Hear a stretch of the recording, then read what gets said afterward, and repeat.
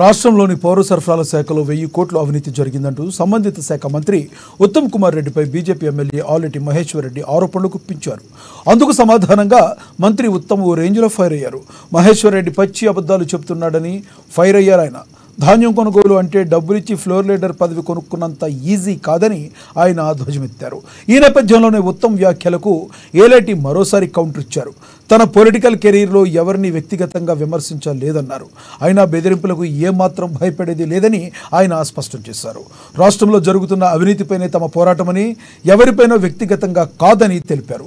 ఆయన శాఖలో జరిగిన అవినీతి గురించి మాట్లాడితే పర్సనల్ను తీసుకోవద్దని, ఒకవేళ తాను కూడా వ్యక్తిగతంగా తీసుకుంటే ఉత్తమ్ చాలా నష్టపోయే ప్రమాదం ఉందని హెచ్చరించారు. ఆయన 18 ఏప్రిల్ రోజు రైస్ మిల్లర్ను మీరు భయపెట్టి 100 రూపాయల స్టాంప్ పేపర్ మీద మీరు రాసిచ్చినటువంటి డాక్యుమెంట్ ఇప్పుడు నేను మీ ద్వారా నేను బయట పెట్టబోతున్నా. మరి టెండర్ రేటు క్వింటాల్కి 2007 రూపాయలు అయితే ఇప్పటి వరకు ఆ 4 కాంట్రాక్టర్లు ఎంత ప్యాడీని లిఫ్ట్ చేశారు? ఇప్పటి వరకు కనీసం 2% కూడా ప్యాడీ లిఫ్ట్ చేయలే. 90 రోజుల సమయం ఇస్తే మీరు 90 రోజుల సమయంలో లిఫ్ట్ చేయనటువంటి ఆ కాంట్రాక్టర్లది కాంట్రాక్ట్ రద్దు చేస్తున్నారా, ఈఎండి ఫోర్ఫిట్ చేస్తున్నారా? దీనికి సమాధానం చెప్పలే. నేను ఒకటే అడుగుతున్నా, 35 లక్షల మెట్రిక్ టన్నుల ధాన్యాన్ని లిఫ్ట్ చేయడానికి మీరు కాంట్రాక్ట్ ఇచ్చారు కదా, మరి ఆ కాంట్రాక్టర్ ఇప్పుడు